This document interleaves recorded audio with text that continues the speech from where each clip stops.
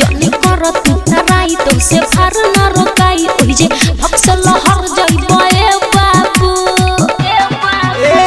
सबके बचवाई इहे बा फरमाइश कुछ मांगो तारे लोग औरी तोर ऊपर के दोनों पकौड़ी बावे 2-2 किलो के रे छौड़ी इहे देखेला पूरा बरतिया तोरा पीछे अवतारे दौड़ी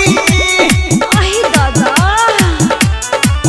बावे 2-2 किलो के रे छौड़ी बावे 2-2 किलो के रे छौड़ी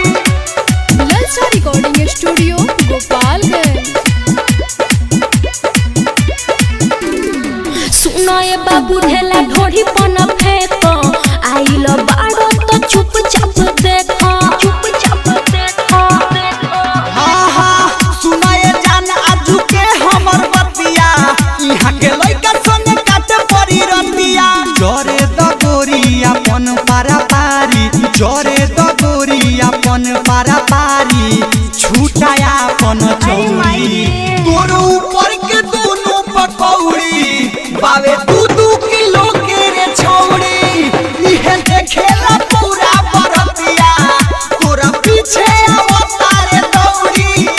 अच्छा बावे 2-2 किलो के रे छौड़ी बावे 2-2 किलो के रे छौड़ी ललचा रिकॉर्डिंग स्टूडियो गोपालगंज।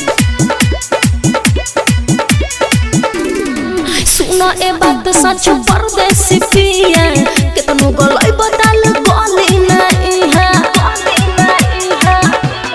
हाँ हाँ हाय ना सही बाकी है खूब माजा नेहा विकास सुनाए नरेश राजा जवानी के आगी में सुनाए गोरी जवानी के आगी में सुनाए गोरी छेऊ के तो नाय दौड़ी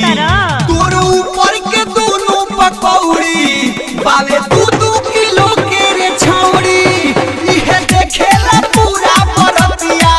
तोरा पीछे अवतारे दौड़ी माल होई हाई फाई हाथे केहू के नहीं आई जदी छुअब तो जर जइबे बाबू जनी कर तू तराई तो से फार न रोकाई ओहि जे भक्सल हर जइबे बाबू